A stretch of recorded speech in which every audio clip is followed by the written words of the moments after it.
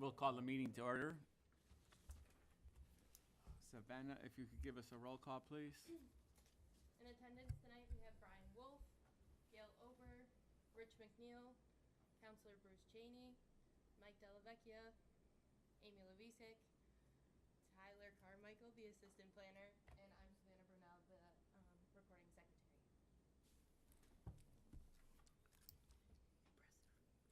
Thank you, Savannah. Did everybody get a chance to review the minutes from last meeting? I'll seek a motion to accept it, please. Motion to accept minutes from the meeting of July 2nd, 2024. Thank you. Second. Thank you. All in favor? All righty. It looks like 1921 Parade Road is going to be pushed back a month because of failure to notify the neighbors properly. So if anybody's here for 1921, I'm sorry you came in tonight, but you'll have to come back in September. No takers? All right. Moving right along. Is it 103 Prescott or 130 Prescott? I have two different It is addresses. 130. It's 130. 130, yep. And it looks like Mr. Rucco is representing him. If you could come up, show us how we can help you.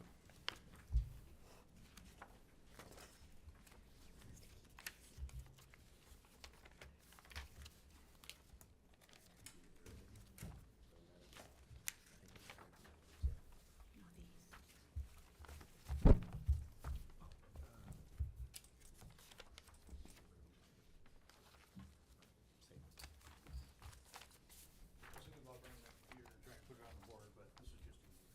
Prettier, too. Drop some. As I drop everything. Share one. He's not enough. Great, thanks. Thank you. Thank you. It's up to you, see a little bit easier. Thank you. Holliston, looking at something. Texas, Houston, Mass. Just two pieces. Several pages. Yeah. Thank you, sir. Yeah. She does help with the color. It does, actually, yeah.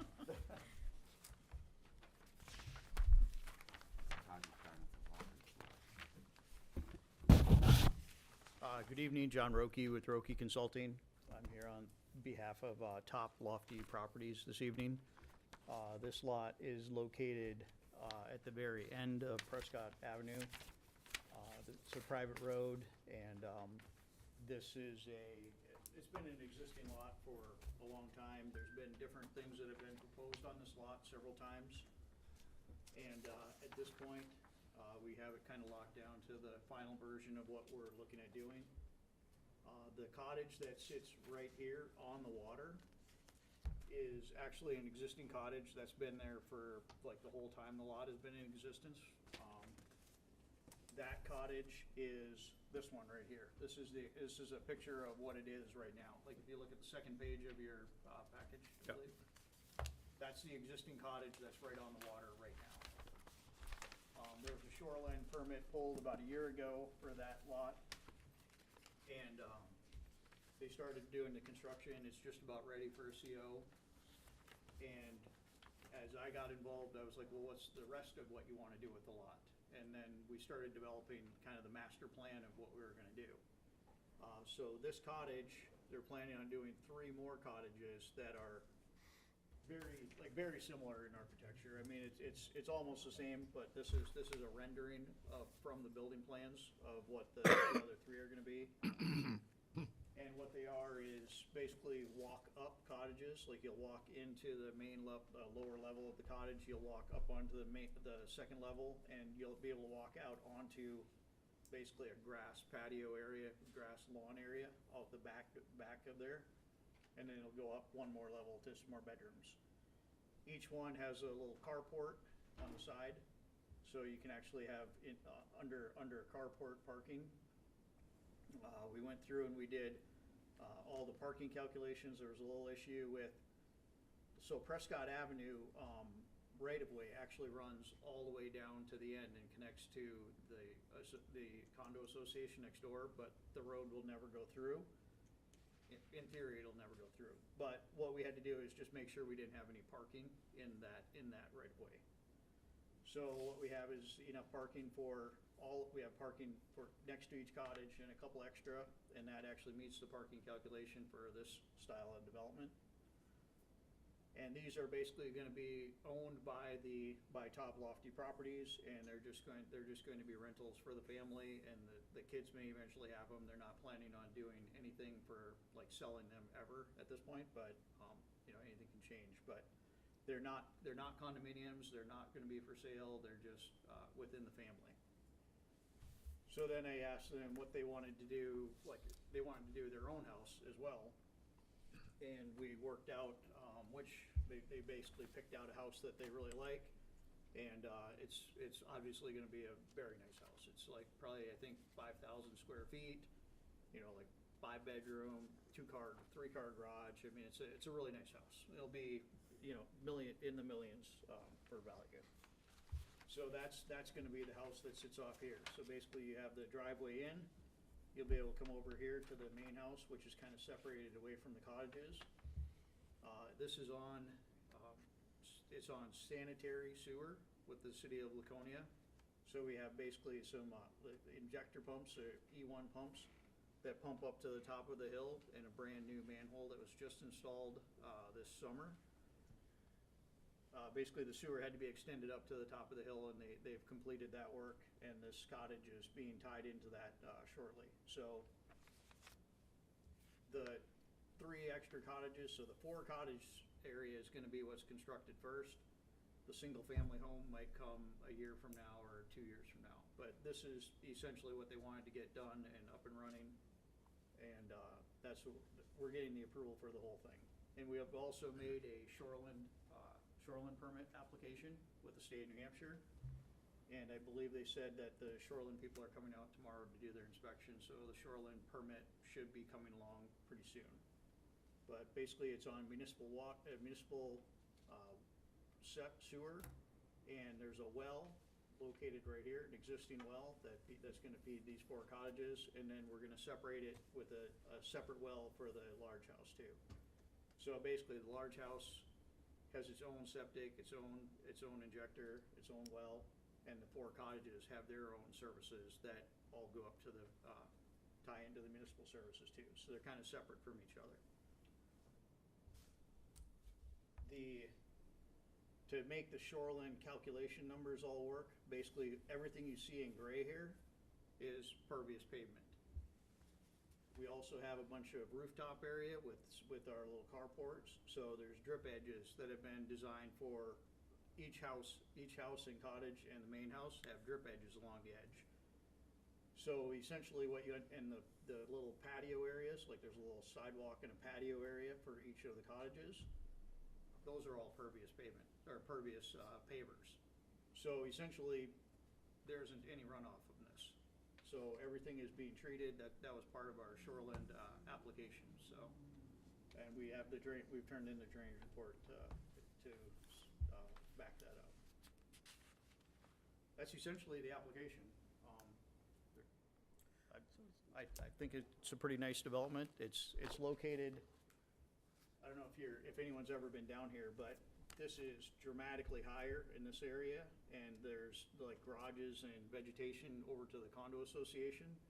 So this is kind of just tucked in by itself. Like there's not going to be anybody obstructed by the cottages. I mean, it's kind of its own little alcove area. So.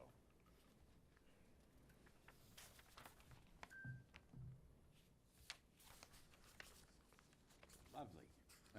Any questions for John? I'm impressed. Nice job. Thank you. No, I mean, it's exciting. It's a new project that I've never been on before, and I'm glad I got a chance to kind of help them out and, come up with a good master plan for this site. I think it'll be, everything's gonna be really nice. Do all of the units have access to city sewer, that I understand? To what? City sewer? Yes, they're all on city sewer, yes. But So what I not- did is I essentially made like a little collector line down the front of these, and there's an E1, there's basically a larger E1 system that's right next to the existing cottage. So all four of those tie into an E1, and they pump up to the new manhole that got extended. And then we're gonna do a completely separate one for the house. Yep. Just because we didn't wanna have when the cottages go down, we didn't want the main house being shut off, so we're just trying to, keep it separate. And we've gone over all this stuff, like we've been working with DPW all summer on this, making sure that, they knew what was being installed for the cottage. Like, we've been working towards getting a CO on the cottage all summer and making sure that everybody knew, like, this is how it all fits together. Like, we have a plan for the whole project, and this is, everything we're doing is fitting together with what the finished version is gonna be.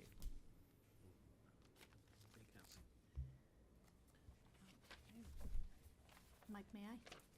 Please. I don't know if this is a question for you or for you.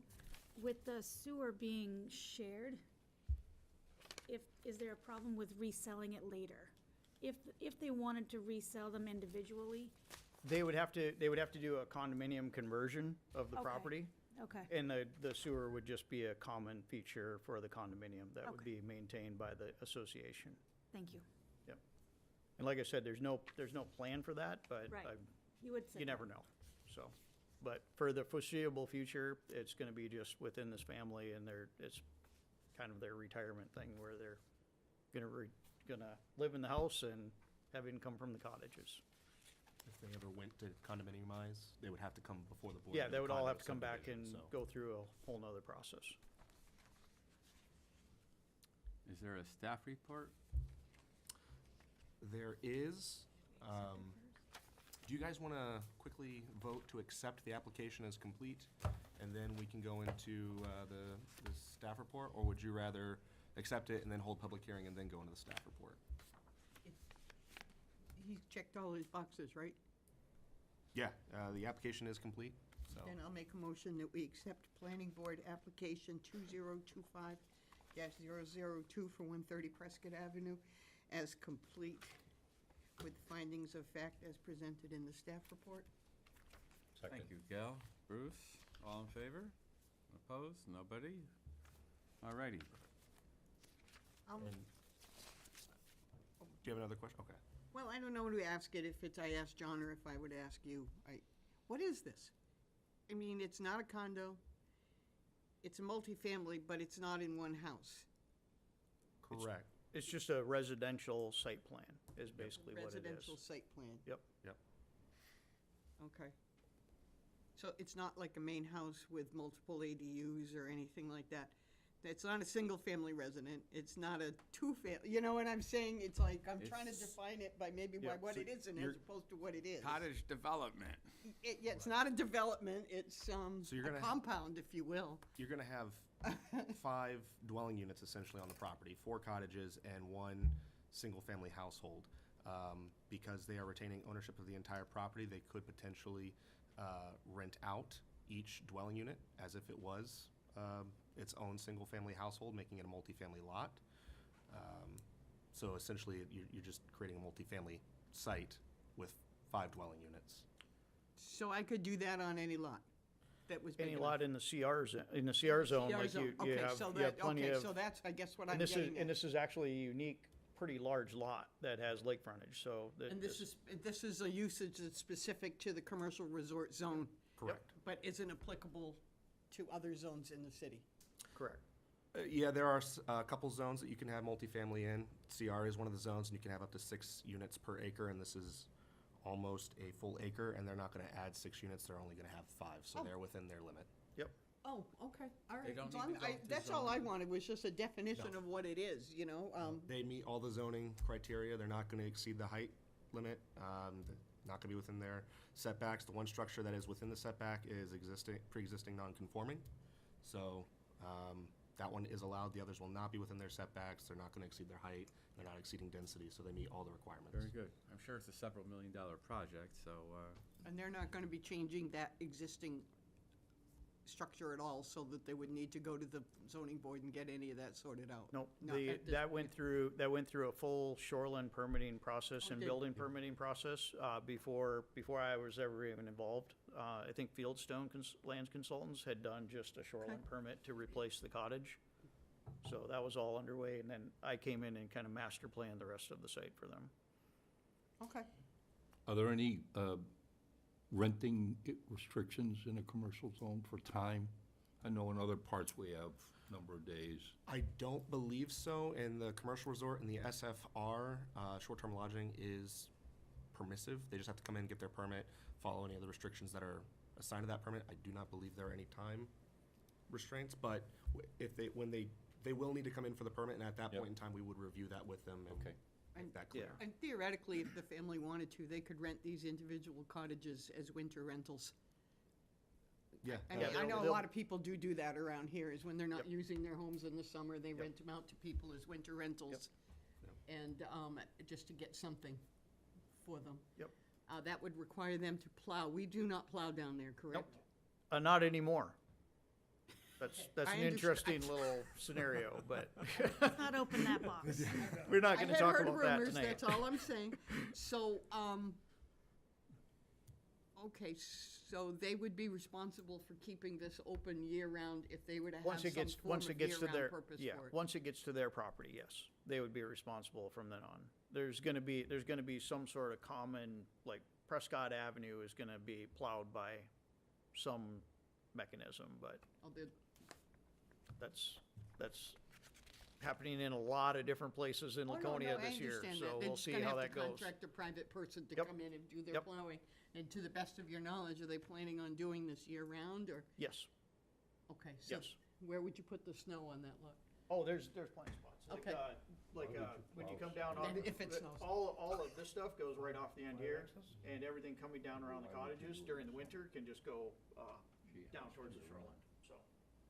Okay, and, And it's all pervious asphalt, so the selling point of it is that it actually melts off pretty well, like you don't end up with icing, because if it warms up, it, in theory, goes into the ground, so. And from what I understand, it does work pretty good. I mean, it's been around for several years now. I mean, it isn't new anymore, and I think it generally works pretty well, so. and these cottages, they're gonna be built like to year-round construction? Oh, yeah. Not just summer cottages? Oh, yeah. Okay. No, so they're not, gonna have- yeah, this. They're gonna have heat and Oh, yeah. everything in Yeah, there? they're- Okay. They're full things, all right. Yeah. This is just the exterior view of it, but it's brand new. All, basically, all energy compliant to all the newest standards, everything. Very good, John. Anything else you want to add? Not unless you have any more questions, I'm good. Alrighty, we're done. Is there anybody from the public that would like to speak for or against this application? No takers. All right, what else do we have to do here? All right. I can read through the staff recommended conditions of approval, so that way you all are aware, and we can read that into the record. We're trying a new format here, so that way we know what's required before construction, during construction, and after construction. So before the pre-construction requirements, all these conditions in this section must be completed at least 2 weeks prior to any construction on site. The first requirement for this section is plan revisions. Plans must be revised and submitted to the planning department in accordance with the following. And the only requirement we have there is that all references to the subject parcel must be updated to reflect the correct address of 130 Prescott Avenue. Most of them have been taken care of. but Yep. Before the final plans are submitted, just make sure that's all Yep. set. Erosion controls must be in place and inspected and approved by the planning department. The planning department will perform weekly inspections to ensure erosion controls are installed and maintained correctly. And then one paper and digital copy of the final plan set must be submitted to, reviewed, and approved by the planning department. Once all that's taken care of, moving on to construction requirements, all these conditions in this section must be met during the construction of the project. For the fire apparatus turnaround, a designated turnaround area for fire apparatuses and emergency vehicles must be constructed. The location and size of the turnaround area must be approved by the fire department to ensure that their vehicles can make it down there and back out. Yep. Post-construction requirements, these must be met prior to the issuance of any certificate of occupancy, and that is the impact fees in the amount of $3,814.80 per new single-family dwelling unit must be paid to the planning department In accordance with RSA 674-39, the applicant is exempt from any changes to impact fee rates for 5 years from the approval date. Should the project not be completed during the exemption period, the applicant must pay any and all increases to impact fees regardless of vestment status. So you're only adding 4 units, because you already have the 1 unit Yep, on the lot. we have 1 unit, so the 4 new structures are subject to that. Correct, yep. And then finally, the completion date. The project and all associated conditions must be completed by no later than August 6, 2026. If all conditions are not met, nor any extension application filed with the Laconia Planning Department by the completion date, this approval will be null and void. And Okay, Mr. Chair? They have 2 years? Mr. Chair, I just have Yes, one Gail. staff question, I guess. I understood you that the 3 cottages are what's gonna get built immediately, as soon as you get going. Yeah, And that's, the house comes later. Correct. So would they have to, would that 1 year apply? What if the big house doesn't get built in a year? It's 2 years. it's 2 years, 2 years. 2 Okay, years. so you plan completion of everything within 2 years?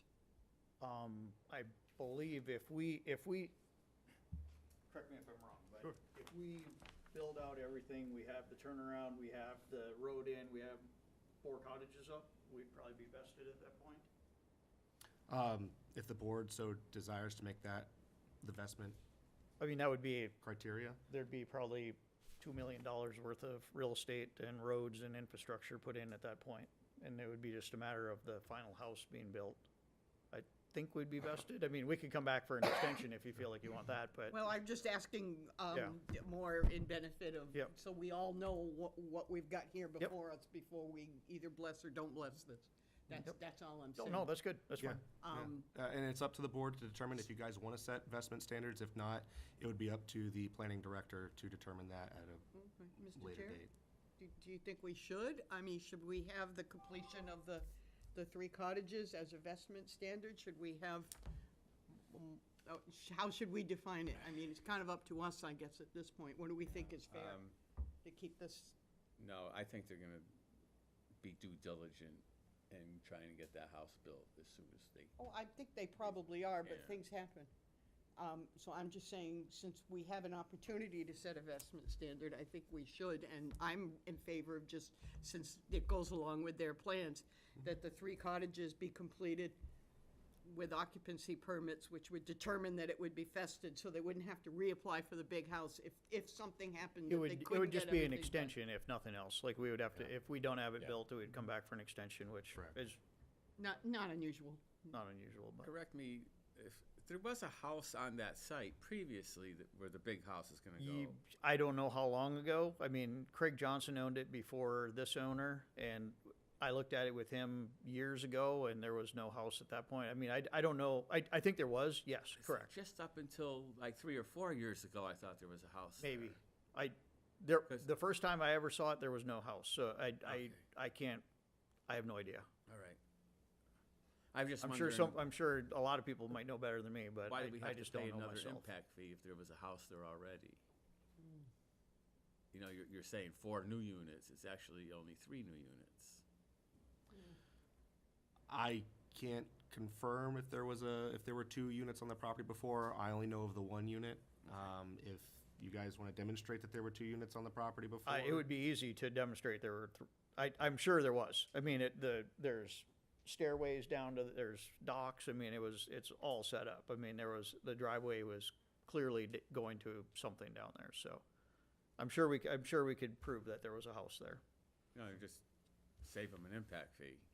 And, That'd be great. No, I can definitely look into that. I could would probably be even up- just go back through some tax maps and find it very quickly. At the end of the day, it's up for the board to assess the impact fees. So if the board only wants to assess for 3 units, that would be, well, is there a limit for how long the lot was vacant to rebuild another house? there is That a there would not use be an impact abandonment. fee? There's a use abandonment, but not necessarily from when a house was previously built on the lot. If a property was a certain use and it got an approval to be that use, and the use wasn't used for 2 years, it would revert back to what the original use was. But I don't think that would apply in this case, because if it was a two-unit property, 2-unit properties are allowed in this zone. So essentially, you would be going from a 2-unit site to a multifamily site. So if there were 2 units on the property and it was a 2-unit site, then you would only be adding 3 dwelling units. Okay. When we reviewed the property, we were reviewing it as it only had 1 dwelling unit on the site. I'll as leave of that right up to now. Rob to determine. Well, Rob's not gonna be around for a little while. He will be. He's only gone a short That, time. that's down the road anyway, like the assessment, like I mean, we wouldn't Right. need, we wouldn't need that until we're actually getting COs, right? Exactly, Yeah, yeah. so we're a ways off from that. Rob should be back from his vacation by then. Not much of a vacation, No. but Oh, no, he's gonna be father tomorrow, Lord willing. Yeah. So, Oh, you're stuck with me for the night and for a few days, so. I have no idea then. Sorry. it's okay. I don't know what's going on. Me either. He's gonna be a dad tomorrow, so. Oh, lovely. Oh, that's good. Yep. That's Very great. He's definitely not going on vacation then. No, he is No, definitely I not. said that. No. No, he's not going on vacation. Very good. He's going on Bizarro vacation. I have 3 kids, so. So, sounds like a great project. It's gonna be benefit to whoever lives there. I'm sure they will enjoy it for many years. I'll seek a motion to approve. Um,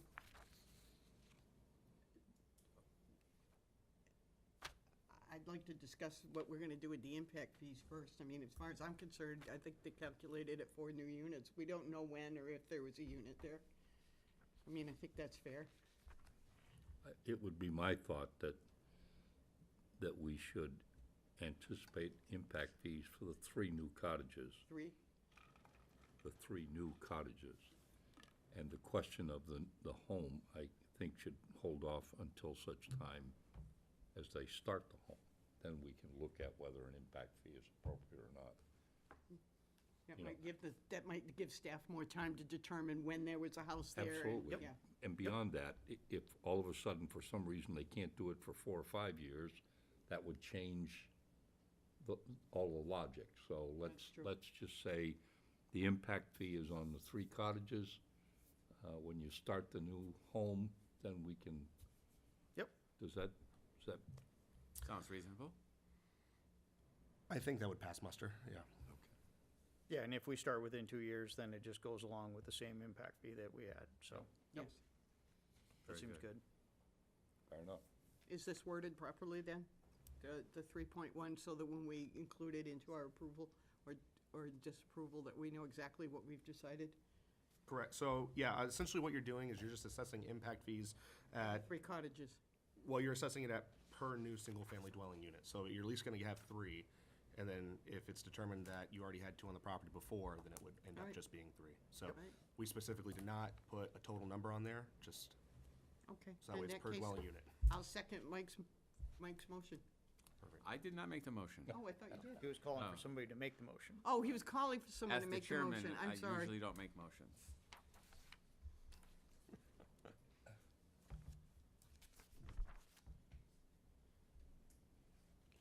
I'll make a motion to approve application PB 2025-002 for 130 Prescott Ave with a condition of approval presented in the staff report. Thank Second. you, Rich. Second. Gail, Amy? I'm sorry. Next time I'll get you right. Any further discussion? All in favor? Very good, John. Good presentation. Thank you very much.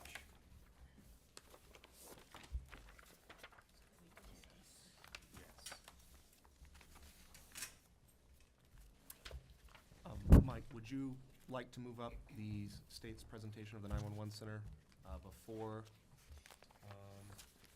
That sounds very reasonable. we use? It looks like we have a crowd here. I was wondering what they're all for. I thought they were gonna oppose this project that John was doing. So, let's just go ahead and do that without formalities. All right. Is the 911 center ready for your presentation? Right. I do have a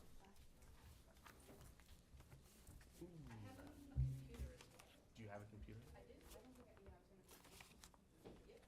was gonna.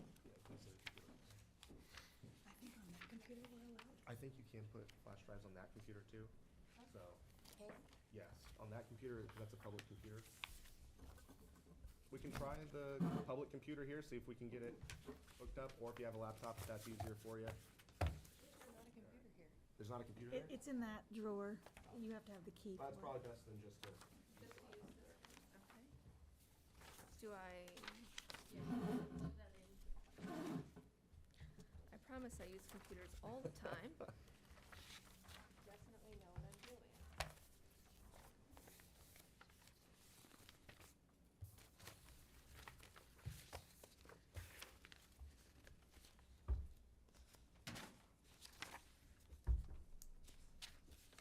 I think you have to allow the computer. You have to hit something to allow the computer.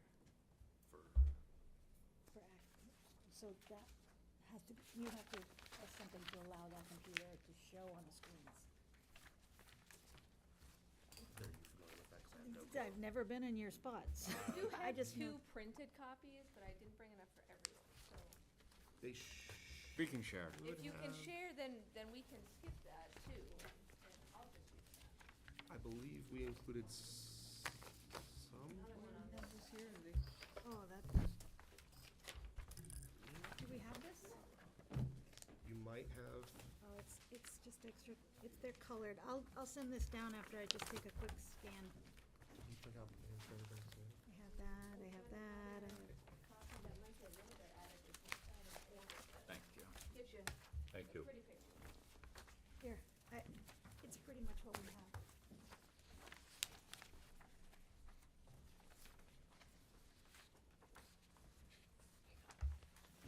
I can promise you that I will be getting with IT, so that way I know how to do this, the next time you come to a presentation. That's So, Ball field, this is gonna be right That's okay. there. Oh, we got it. oh, Main oh, work? look at that. That's not Okay. right. That's it, yep, Ball okay. field is Anna for the Now I know save. where it is. Yep. It even looks pretty good up there. Perfect. Right. They've seen it so many times. They don't even need it. I'm gonna need it just to make sure I try to hit all of our talking points for you today. My name is Jennifer Robinson. I am an architect with Harriman. We are the architect working on the 911 call center. I do have my people here today, Director Doyle, Director of 911, and Caitlin Stubbs, she's the project manager for design and construction for the state of New Hampshire. So, we are looking at the new 911 call center. And I'm just gonna take you through some quick project summaries and site design and kind of how it's gonna read, the design and then into community impact. So this will replace the current facility, which I believe is down the road at Communications Drive. It is about 21-ish thousand square feet, and then there's a separate non-critical facility, that would be adjacent to it. That's pretty small by comparison at least, which is about 2,700 square feet. So this building is designed to meet current and future needs. It's designed for redundancy, for all of those things that you want to have in a 911 call center, make sure it's safe and secure and is going to last the state of New Hampshire a really long time. Sorry, I don't know if that popped up, but it looks like my phone is trying to connect from the office. So some things that we tried to consider in the site placement of this is, keeping kind of low profile, setback from the site. No one wants to feel like they're driving by a massive building. So this is the current site. It's located at Meredith Center Road and Lane Road. There's an intersection, there's a ball field across the street. It's pretty much an open field and a lot of trees. So this right here, this is the existing conditions page.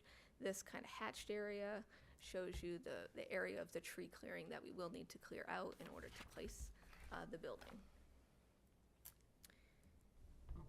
So rough site diagram, we have our main site entry, which is over here kind of on the Lane Road side. That will be where everyone goes in and out of the building. All employees will go in and out there. We do have a secondary entrance, which is meant for emergency egress, fire apparatus, things like that. They'll be able to use that. They don't have to navigate the turn. We've set it up so that it's parking lot. You approach the parking lot right up front, and then the support building in the main building are kind of the first things that you see, and we've used those to shield a lot of the infrastructure that's either underground or placed in the back. So site design, I'm actually gonna skip this page and talk about it from here. So a couple of the things that you'll notice on the site design page, and this as well. So this is kind of a bird's eye view. Never actually will see it from this view, but the road ranges from about 700 topography feet over here at this entrance and about 705 at the other side. So what we've actually done is sloped down a little bit to the parking lot. And then we've sloped down even further to the building itself. And that way, from the street view, you're actually not seeing as much of a large building as you would anticipate. So from the back of the building, should you ever find yourself at the back, you probably won't. But if you did, this is the view that you would see. This will be our stormwater pond here. And then if you happen to work in this building, you could probably go outside here. So from the back, just trying to keep it kind of nice. There are some people on the back, so you could probably go outside. Talking about infrastructure and community impact. So a little bit, again, what I've been saying is kind of how we've set the building back on the site. But thinking about this, you'll come in from here. Again, this is your main entrance. All of your parking is here. All of the parking has been kind of designed and is for the number of employees in the building. There are only a very few number of visitor spots because there aren't going to be that many visitors here.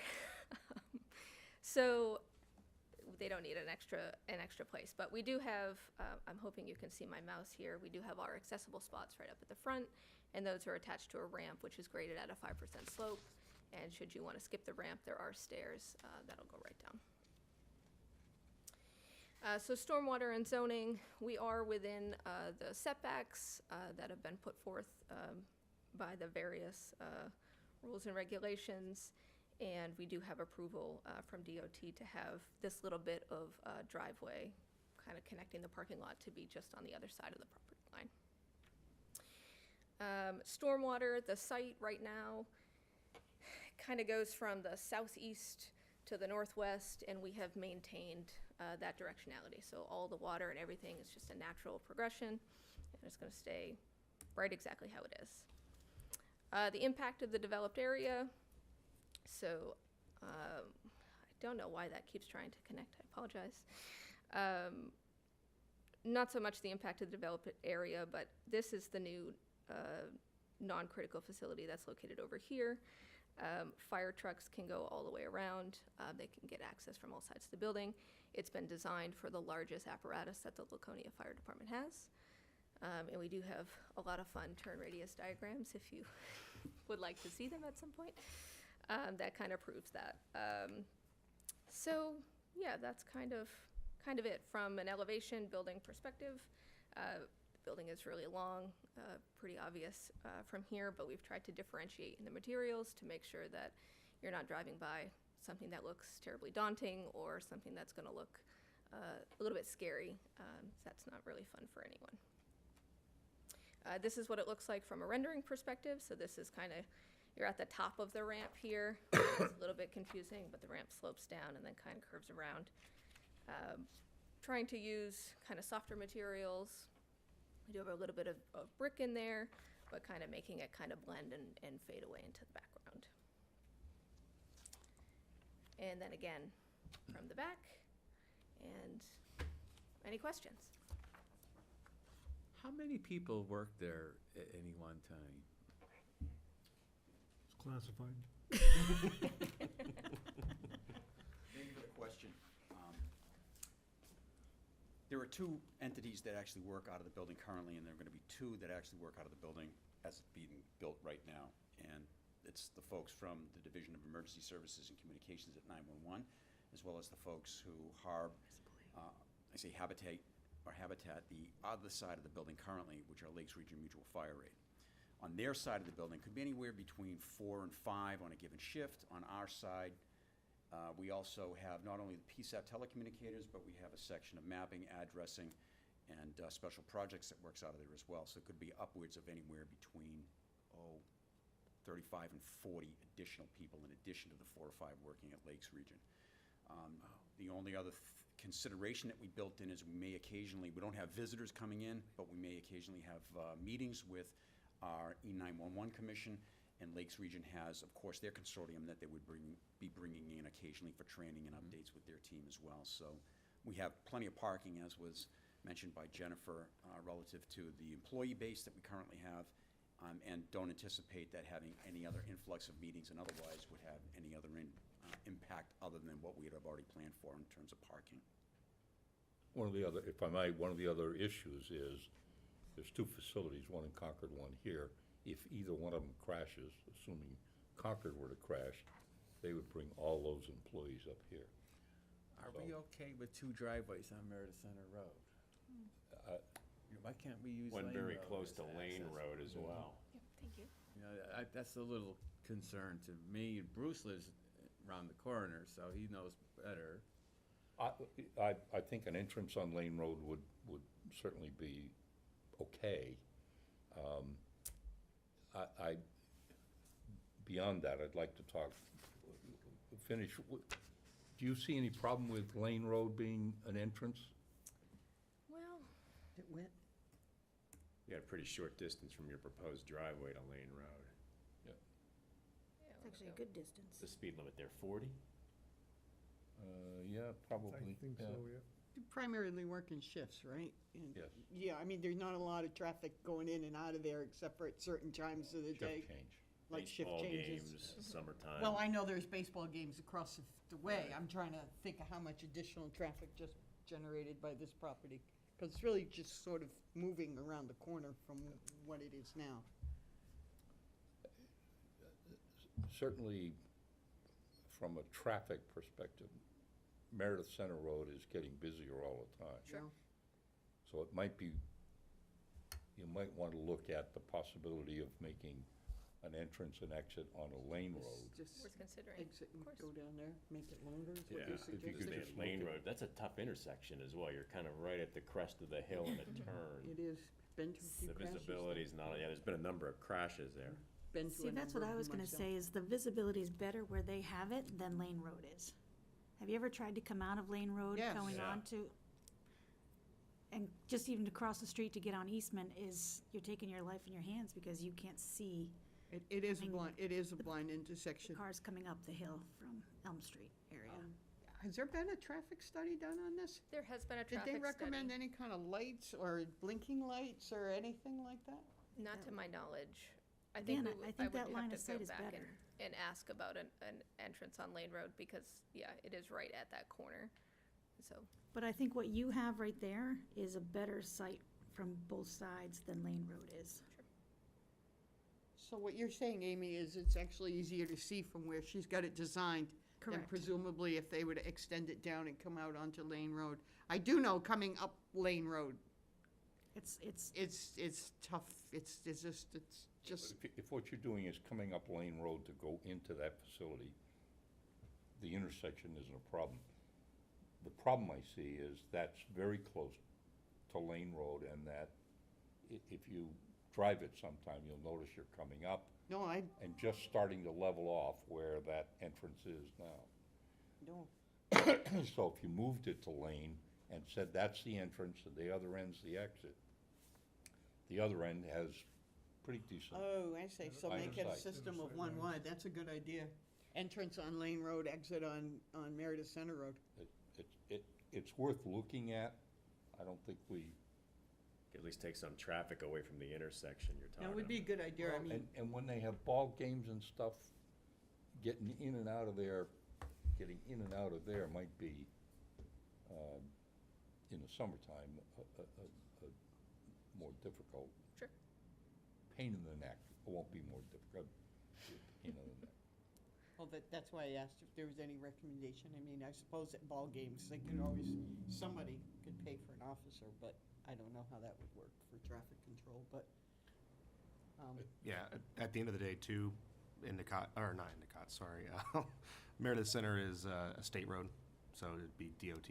I'm sure you guys are working with Correct. DOT on yes, all that stuff, too, so. Yeah. well, so DOT told you that this driveway cut would be okay. correct. And I do believe, you know, the most traffic, correct me if I'm wrong, is going to be at the shift change. But once the shift change is over, there's not a lot of people going in and out True. of the Rough- facility, so. Roughly what time is that? I'm assuming there's 3 shifts? The times of shift change? So it varies, because you have a shift coming in for the folks who are the telecommunicators that could run anywhere. They work 10-hour shifts, so Oh, they'd be coming at 4:30 in the morning, 2:30 in the afternoon, 9:30 at night roughly, in that kind of rotation. And then we would have the other staff that would be the mapping, the database, the special projects team rolling in roughly at the start of their day. It can be anywhere from 7:30 till 9 o'clock in the morning. okay. And then add 8 hours to that, so at Yeah. around 4:15 in the afternoon, they'd be exiting and leaving for the day. Shouldn't be affected by baseball. Right. You're safe. Thank you. I have another one for you. This may be an oddball one. All right, what do you got? I came out of the electric utility world, and going forward for critical infrastructure, we are trying to work to put all big transformers underground to take them out of the sight line. Is that may be an option going forward, to put that in a vault, so it's not visible from the road or anywhere like that, so nothing happens, just to protect one more thing. I'm gonna be honest, I am not a utility or electric person. But that's, So I'm gonna write that down. I'm gonna ask the people who really know the answer to that question. Good answer. I don't wanna get in trouble tonight. I had one task. there you go. Is the snowmobile trail that goes through there rerouted? Have you accommodated for that in your plan? So the snowmobile trail does end, well, it would originally go through. We are showing it kind of over here at the end, but we are meeting later this week, actually, to discuss what will happen to and where the snowmobile will be rerouted. Yeah, if it ever snows again, do the sled dogs run through there? Yeah, right, exactly.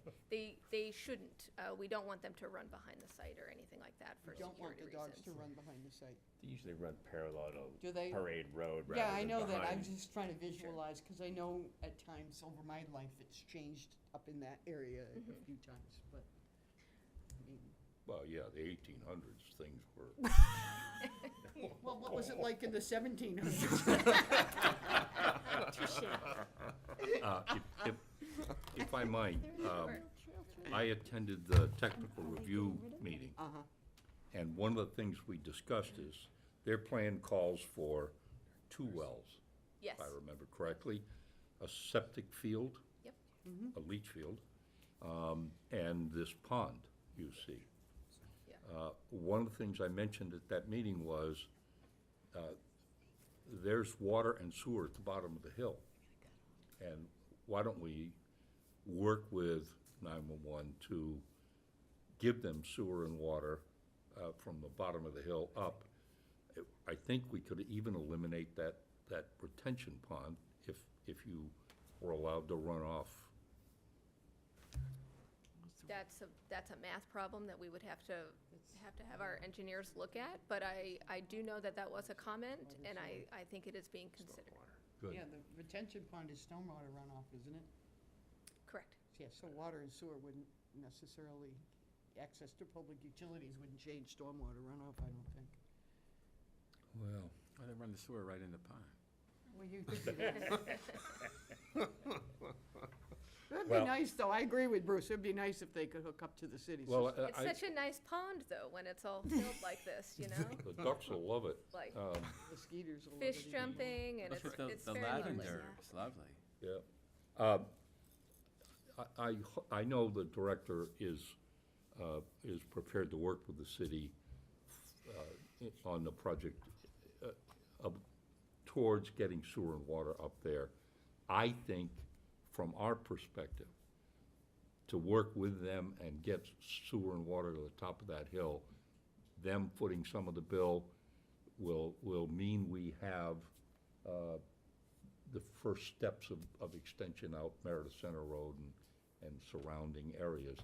Someday, we need to get down to the lake. Oh, no, I don't disagree with you for the, Will you- the future planning. I don't know if it's a topic for this board. I mean, we can approve it with the sewer and septic in place and then let them go forward and work with the city. I also will clarify, we're not approving anything here, Oh, just so this we know. is just This is a- oh, purely this is just a conceptual. conceptual? Correct. Oh, okay. Um, We don't need to as, approve it. do no, we? as a Yeah. government entity, they are here to inform us of their Right. plans, and you can make non-binding comments, so. Suggestions. Yeah, I think we need to get down there to keep it from being dumped in the lake. So we're halfway there. Just as fair warning, so I run the ball field across the street. Awesome. Your fair warning is drilling for the water. We are down very, very, very, very, very far Yes. and are running out of water. Understood. Okay. So it's just a fair warning, and if you want information about that, feel free and give me a call. My name is Amy. I'm over at Parks Department. We can be in touch I about want that. us, I want the city to work with them to get sewer and water up there for many of those reasons. Correct, And it gets sewer and water up for your facility. correct. So, I mean, this is a That's why I'm over here win-win if we praying. work with the state. Whatever their expenses are to drill wells and put in a leach field and septic system could be devoted to putting in this water and sewer. Now, the city may have to join that project and, Right. and cough up some, but I think it's a win-win for them and a win-win for us on many levels. Well I've- said, Bruce. I'm somewhat familiar with the 911 system, and I think we should do everything in our power to make sure they keep this project going. Agreed. There's good jobs there, it's a nice-looking facility, and if we can help them with sewer and water, which I think, I'm pretty sure they agree is something they'd like to do, we should get hot on that. And if problems develop, I wish you'd tell the board quickly so that we could maybe put some pressure on. But I want to see you on our city sewer and water. And I have a feeling, in the end run, it may not be as expensive as what you're proposing to do. As she says, you're not going to go down 100 feet and hit water. Especially if the water is that low. Yeah. I mean, I have a friend who has a house not too far from there. He went down over almost 600 feet. Wow. Jeez. And he got 2 gallons, 2 gallons a minute, 2 gallons a minute. That sounds about what I have. Yeah. I have to irrigate. And Wow. Okay. so, Noted. so Great. please Thank you. work with us and talk to the water department, talk to Public Works about sewer, and talk to us about anything that we can do to help. Absolutely. I know the director personally, and he can call me anytime, he knows that, and I'd like to move mountains if we have to make this work for They you are and for nearby, us. so. You're actually on top. And Oh, planning, that's great. Thank you so much. the planning department can certainly help facilitate any meetings. Whatever you need from us, we're here to help, so. Excellent. And Thank then you. what- I think it's an excellent plan, so I'm gonna be ranting and raving in your favor. Yeah, and then presumably as they go forward, once they get this built, I mean, how long would it take you guys? About a year? What are you looking at? And then The construction schedule is 18 months. as of 18 right now. months? Okay. So then the other one, and does that include the destruction I and should removal say of everything that's on the old eight- site? That's 18 months from this coming January. Okay. And does that include No, removal of No. what's on there now? no, whoever buys that's got a lot of asbestos to get rid of. Oh, so that goes with the purchase of the property?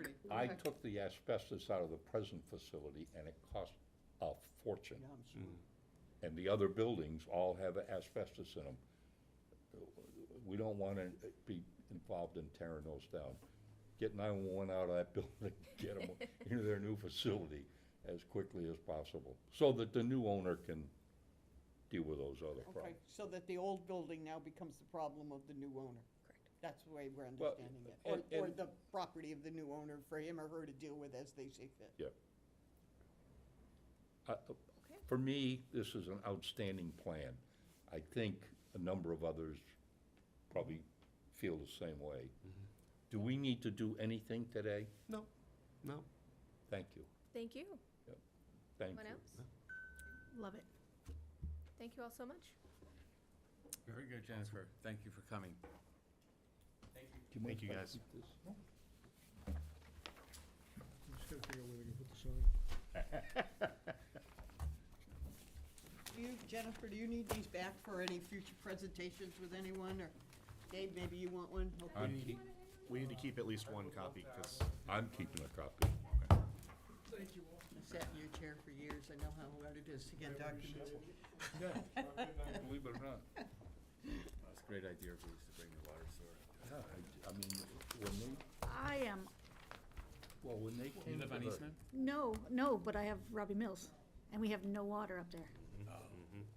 Robbie Mills is mine, and we have to use the water towers on the opposite side. Those Yeah. water towers, Yeah. we use those for our irrigation.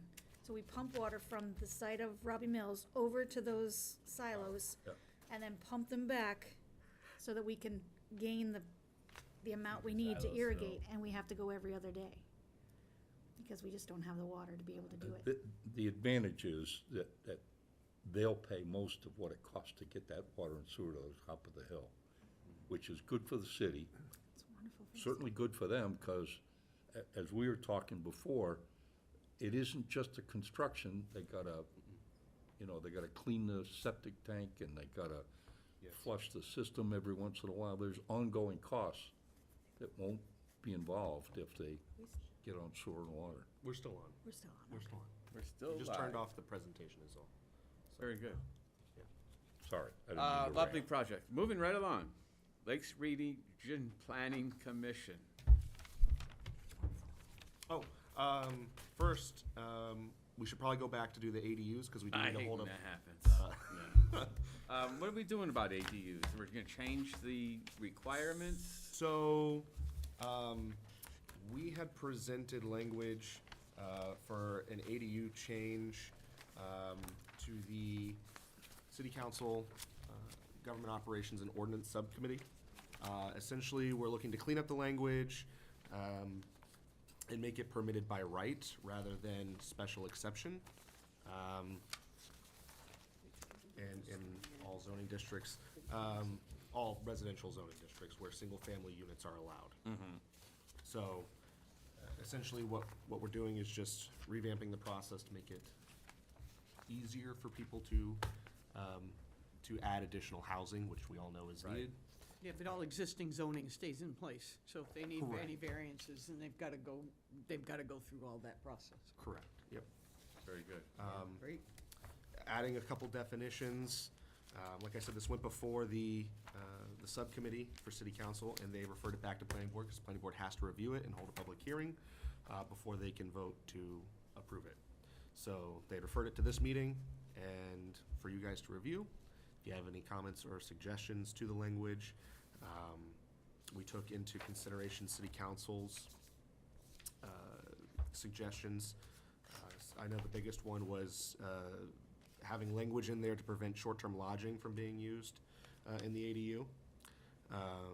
And then to ensure that we had adequate parking requirements, off-street parking requirements. I believe that was. Lot coverage ratio? We consider lot coverage ratio as well? Lot coverage? Yeah. So that's already gonna be in place with our green space requirement. So they're gonna have to meet green space, setbacks, all that good stuff that's already required for the property. If they want to build in their setbacks or reduce their green space under the prescribed requirement, they would have to get a variance from the zoning board. Essentially, like I said, this is cleaning up the language, changing some shalls to musts, making it easier to understand. Kind of explaining the process a little bit better. We did bump up the size requirement from 750 square feet to 1,000. Wasn't that statutory? The state had considered it. It did not pass yet. We Oh, have a okay. feeling that's going to be Okay. occurring at some point here in the near future. Oh, you mean the size maximum? Correct. Okay. Yes, yes. Yeah, statutorily, we cannot require less than 300 square feet, so there's a minimum requirement that's set in state. Anything bigger, we can limit.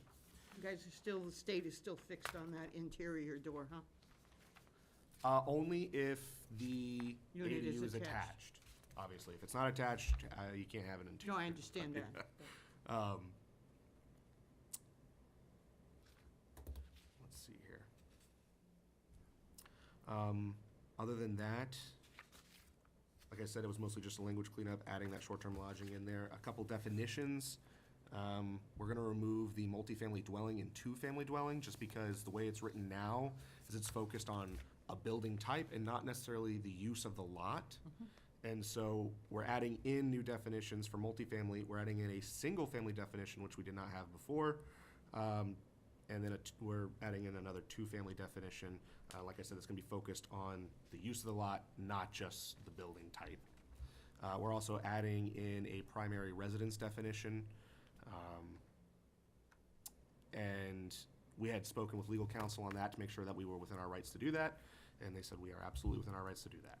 So right now, we're requiring people who, it has to be a primary residence, obviously. You have to have one of the two, either the ADU or the principal dwelling unit, has to be a primary residence of the owner.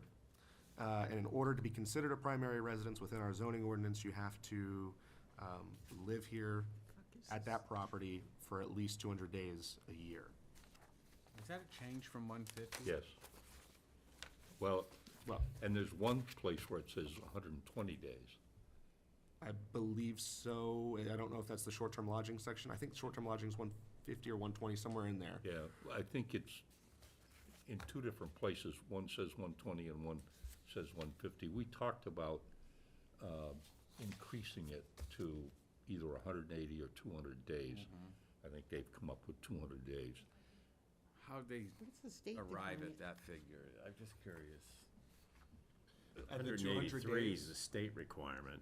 Is For- that for voting and voting and voting purposes? For What is- domicile, it's 183 Is days, it- the way I is it- remember. It's something around there, and I believe that's also, There was one question day was- more than half. Right. and I think it's like 185 too for the lodging taxes, the meal and lodging taxes, I believe as well. It's like if you're staying anywhere less than 185 days, I think is when you don't have to pay the tax, something like that.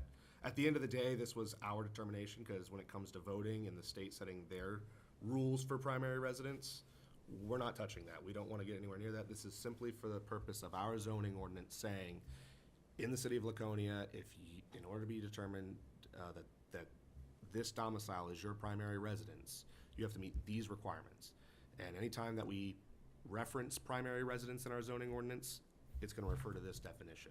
Right now, we have updated our ADU language to refer back to this primary residence. As we move forward in cleaning up the zoning ordinance, anytime we mention primary residence, it will now read back to here. Because as you guys mentioned, there are sections in the zoning ordinance where it defines, in this instance, it's 120 days. In that instance, it's 150. We want to have something across the board. Right.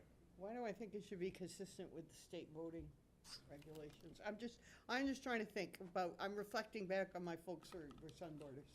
Yeah, And they were 183 here and for 200 pretty is much not far 7 months apart. out of the year, but is that the full What's the 200 days? difference between 183 and 200? 17. Exactly. Well, I mean, The other half of that is, it means they don't have to be here 165 days.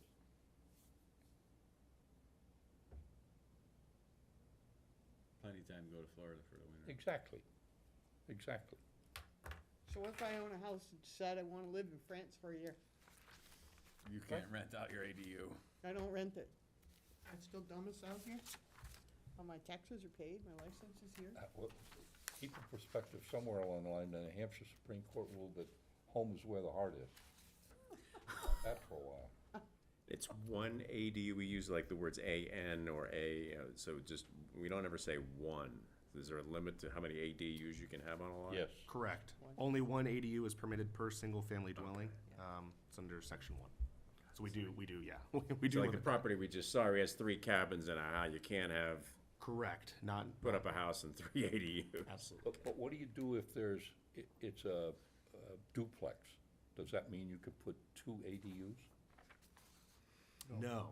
An ADU only applies to single-family use. So if you're a duplex, you already are allowed 2 units of housing, but each unit of housing now cannot have an ADU. It's only for single-family. Make sure that's clear, Okay, we can certainly do that. yeah. Only says that. because I believe- somebody reading it, Yeah, it does, it says it number one under Says A. it. Yeah, owner occupied single-family dwelling. Correct. but what I'm trying to tell you is, what about the guy who looks and goes, well, I got a duplex, so maybe that's Right. 2 single-family dwellings. Right. And he starts to put in a couple of ADUs. I just think if you, No, I think that's valid. I know these are conversations that Rob and I have had. We've Yeah. certainly gone down the rabbit hole of how do we write these definitions to encompass everything. and if you ever figure it all out, We'll be sure to let you know. you'll be multimillionaires, because everybody will want you. It can't be done, but Yeah. I just think we should think about this in terms of the layman coming in and looking at these rules Absolutely. and try to clear it up as much as we can so that I they th- can't be mistaken. I think we could add some language there to number 1 to say it is not permitted in duplexes or multifamily lots. Why? It literally says, only one ADU is permitted per single-family dwelling. And you have a single-family dwelling Definition. definition right Yeah. there. I'm just suggesting to you, Harry Tafoyton comes in and says, well, there's 2 single-family dwellings on my property. I'm just saying for got you. clarity's sake, I'm not No, that's fine. arguing that you're I got you. wrong. You were absolutely right. I just think an added sentence would make it easier. Certainly, and we can definitely add that sentence. But just so you guys are aware too, we are on the back end also proposing within this change to update our table of permitted uses. Obviously, right now it says special exception. We're gonna change it from an E to a P to permitted by right. People just come in. On top of that, we're gonna amend the table of permitted uses to remove dwelling from multifamily dwelling and dwelling from two-family dwelling. So that way, basically, our table of permitted uses is speaking to property use, not building use. So if somebody comes in and they have a duplex, they can't say, oh, well, I just have 2 single-family dwellings on my property. No, you have a duplex. It's on the same lot. It's on the same lot. Correct. So, but we can certainly add the language in there, so that way it's clear to everybody. As long, in the course of reading all of this, if you guys feel confident that people, there are those people who look up city ordinances on the internet Right. and make decisions. I've got a neighbor who's doing that. And he thinks he's entitled to have 700 boats and, anyway. Hi, neighbor. No, I we, might be exaggerating. All right. Yes, I think last count there was only 511. Yeah. I will say the planning department is comfortable with the language as it is, as long as the board is comfortable as well. Like I said, we did discuss it with legal. We have been laboring over this and looking at other municipal ordinances as well to make sure that we are in line, as well as the state RSA, make sure we're in line with that too. Trying to think here. I just want to make sure I've covered everything and all the changes we're looking to. Sounds like the biggest change, the significant change in that is it's gonna make it by right, Correct. um, And- as opposed to by special exception. So they won't have to come before the board anymore. Exactly. I remember Dean, a couple of years ago, mentioned he was gonna try We, and get we, that we going. had actually, the planning board actually passed a law, it got tabled at city council, and it just never got brought off the table, and then they asked Rob to rework it, to give them something they could pass, basically. Listen, I think the planning department is doing an outstanding job even tackling this nonsense. Yeah. You read through it and you start to get confused. You do. And they're trying to make it work. I'm proud of them. Yeah, no, and they've still gotta come in and get all their building permits. Exactly. And you know what I mean, and now, there's no impact fees for ADUs? Correct, because we're not adding a dwelling unit. Okay. So as the state considers an ADU, you're not increasing density on the property. Okay, So it is as if you had a single-family home and now you have a mother-in-law apartment and that's like it no, I doesn't understand, I'm exist. just asking the question so that They people had know. a garage apartment, wouldn't that be another dwelling? As long as it meets this criteria in here and they apply for an ADU permit, they have an ADU. If they're adding a dwelling unit and they do not have an ADU permit and it does not meet the criteria in here, this hypothetical scenario, I would classify that as a two-family, and they would need to cease and desist That's- the use or receive a variance from the zoning board, because this is only for, depending on the zone. If it's in a zone where it allows two-family and they meet all the criteria, then they'll have to come in for a change of use, but that'd be an administrative review. To his statement, that's why I asked about the interior door. Yep. Because a lot of people who want to build, like something on top of a garage, exactly what you said, may not have the ability to link that interior door. They would have a separate entrance, like a stairs up the back of it or something like that. And then that would either require a variance if it was to be an ADU, or it would be reclassified as something else, Family. because it's now a two-family as opposed to an ADU, and that's part of the state law. I don't know that we can eliminate that clause. That was one of the issues. That's why I asked, because that's why I questioned the interior door link, because of the people that do want to do something in a garage that may not have the physical possibility of an interior door, but all they're really doing is putting a small unit above their garage or behind their garage. And with the house I used to live in, behind the garage would have made a perfect ADU, but there wouldn't have been any physical way to link to have an interior door. Right. Which would have changed the whole thing for the thing, and, the whole classification of the property. That's why I asked about the interior door. Well, sometimes it's just easier to put a door on the outside. You don't want to necessarily have to have somebody's comings and goings through your house. If it's my in-laws, I'm not building it if I have to. Well, no, but You hear that? it doesn't always have to be your in-laws. I guess what I'm saying is if you were gonna rent, if you had something like that, and you wanted to rent to a young person that, like, you had a young cop that came in to live in the city, and he was gonna live in your ADU, why would you'd want him or her to have their own entrance as opposed to having to come through your house at 3 o'clock in the morning when their shift ended to get in there, and that's why I asked about that clause. But if that is still included in state law, then there is nothing we can do about it.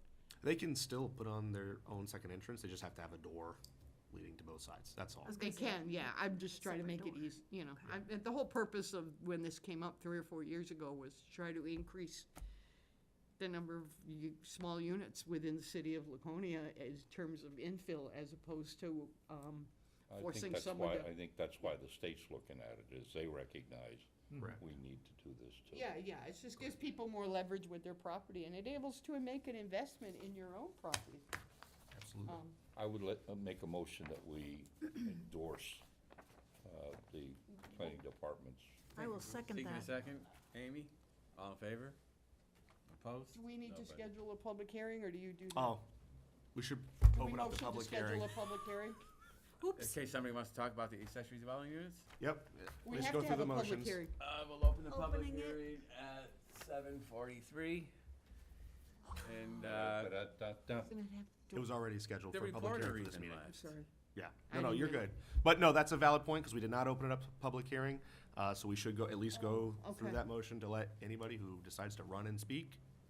I didn't realize this was the public hearing, I'm sorry. I thought we were gonna look at this and then schedule a public hearing for next month or the Thank you month for after. clarifying. Yeah. All in favor? There we go. Perfect. Thank you. Works for me.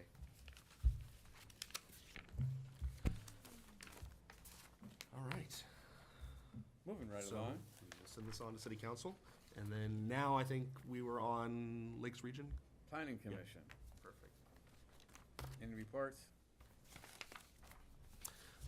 No, they're in summer recess right now, so they'll come back starting in September. Conservation Commission? We met last month, still battling, milfoil and other invasive species. I believe that tomorrow, one of the members, Rick Ball, is presenting is it an application for a grant for, at the end of Gale Avenue? It has to do with the, something at the end of Gale Avenue. Launch into the lake. Yeah, it's like a new boat launch into It's the not a lake. new boat launch. Huh? It's not. So what Yeah, they're, what it's they're not. doing It's- is they're putting an application in to remove some concrete Right, yeah. blocks that were there for the old wharf that was there. Mm-hmm. So they want to remove those from the water and take the current boulders that are in the water and make those as a boundary line to keep the erosion down. Right, yeah, and those erosion controls are being presented to the Conservation Commission tomorrow night. Lovely.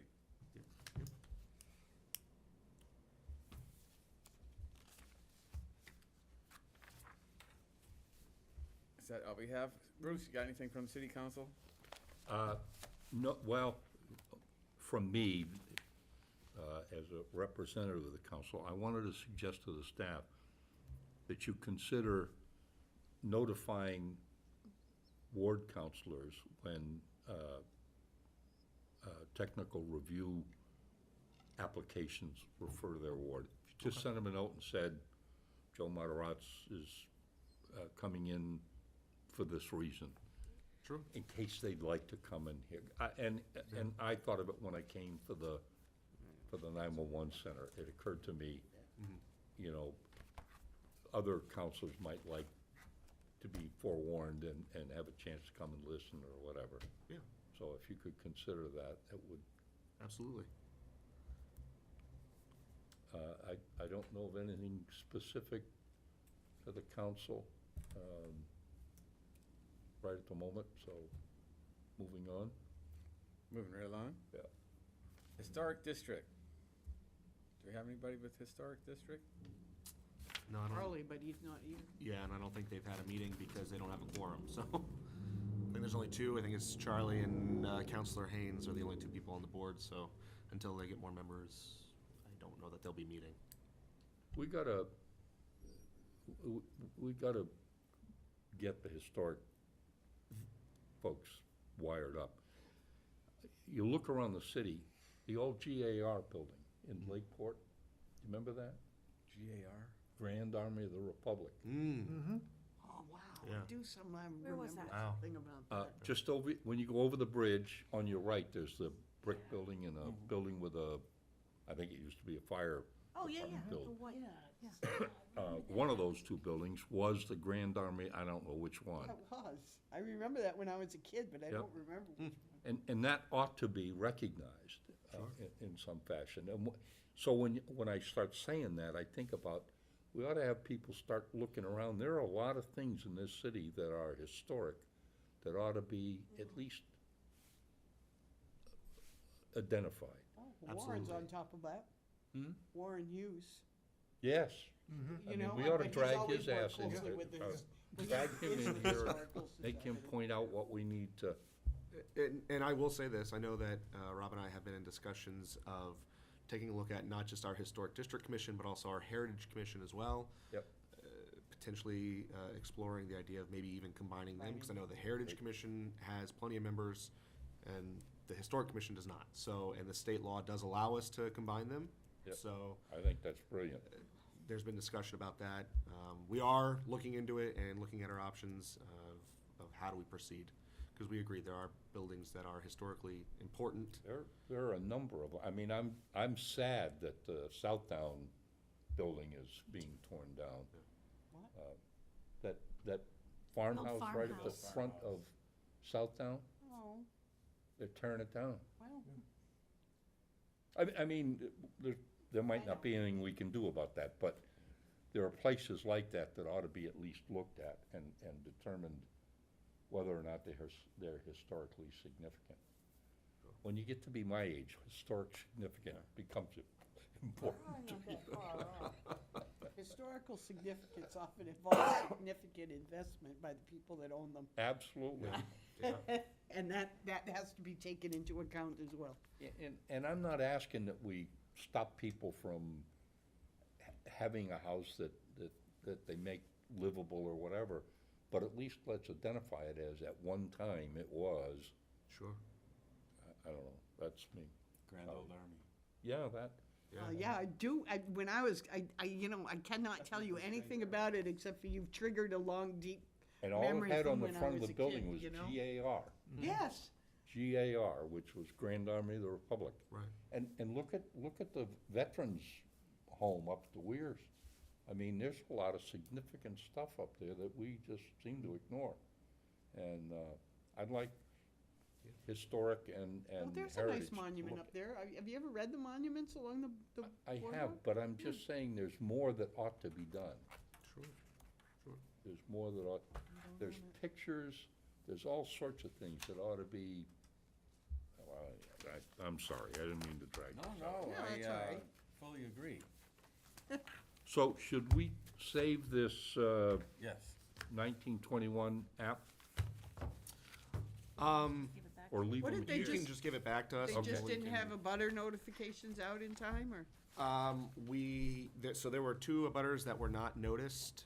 They were not included in the original list. So we were notified that yesterday, and we will now notify those two abutters. We've obviously notified the abutters that were present for this meeting, that we're moving it to the next meeting, so the only people we have to notify now are those abutters that were missed. So we're gonna notify them, and then we'll hold public hearing and acceptance at the next meeting. So, Okay. Other business. I'm mad. Driving up Providence Road, the apartments they're putting up there by the cemetery. Yeah, When John Rocco presented it, I said, let's put a little curve in that driveway, so when you're driving up Providence Road, you don't see the apartment buildings. Put a little curve, some arborvitae's, so when you look up there, all you see is a little road and a curve, and there's evergreens. He goes, oh, it's crests the hill, so you won't be able to see the apartments anyhow. You can see the apartments. I told the people on Providence Road that I would ask them to put a curve in the driveway, and I let Rocco talk me out of it. And it pisses me off that he said, you won't see the apartments because of the crest of the hill. You can't see the apartments. What happened to the sidewalk money? We gave them a sidewalk waiver. They said they were gonna put money in. Where's the sidewalk money go? I wanna find out about that. if they put money, I'd have to look, but my general understanding is if people are putting money into an account, it's simply an escrow account to pay for sidewalks at a future date for the city to use, to take from to put in sidewalks. I remember when that project came in front of the zoning board, one of the big points of discussion was that because of the design of Province Road and Yeah. the closeness of the properties to the He street, we even said, couldn't put a sidewalk in there. sidewalk could be a deal breaker. They're not gonna build the apartments if we require sidewalks, and I'm mad that we did not require sidewalks. I understand Those people that, are gonna but- walk downtown. There's 180 apartments, is that Yes, right? no, 90. 90.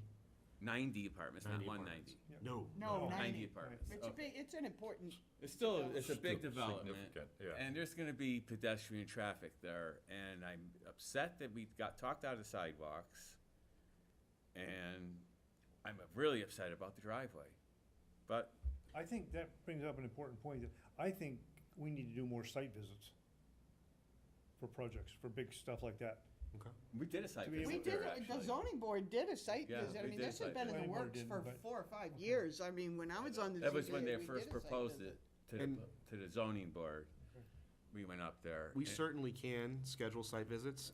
We just, if we're gonna do that, we need to make sure we give notice if there's gonna be a quorum, Yeah. because then it's technically a Exactly. meeting, Yeah, so. the issue with the but- ZBA site visit, as I recall the last time, is that we had an ice storm that came in a couple of days, and that road, I had gone up a couple of days before because I knew the storm was coming and I didn't want to walk on the ice.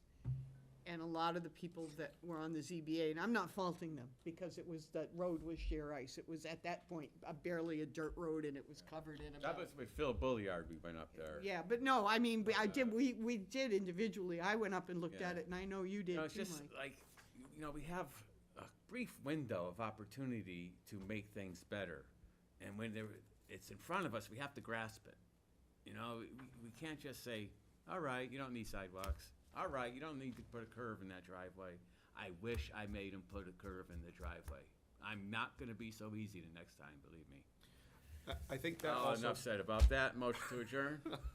Well, I was just gonna say, real quick, that brings up a valid point, and I was looking through the director's monthly report here. One of the topics in the monthly report is the master plan steering committee. Now that we have approved this board has approved the rules of procedure, the new rules of procedure. We have an established process for setting up the master plan steering committee moving forward. And at next month's meeting, we're gonna include it in the agenda to discuss the creation of that committee, so that way we can look at our infrastructure and our plans moving forward. Maybe we need to expand sidewalks somewhere, and that's a goal of ours. However, the committee determines how to proceed on that.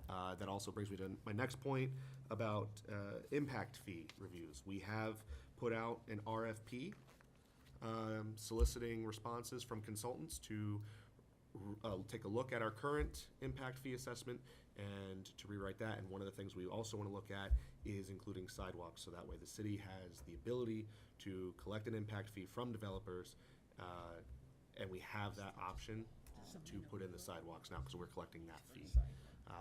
Had to take. One of the problems that develops is the Public Works Director doesn't want isolated sidewalks, and I understand his concern. But I'm with you.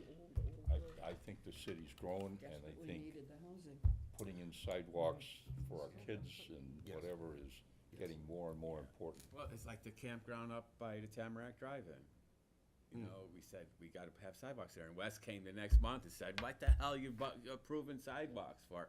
Hey, too bad. Wes is never gonna Too approve bad. a sidewalk. And sometimes, though, the planning board won't have jurisdiction in certain right-of-ways only because it's a state right-of-way. So in that instance, you did require sidewalks, but only if the state approves it, because it's within their right-of-way. Right. So that's something to consider, too. Province Road, a state right away?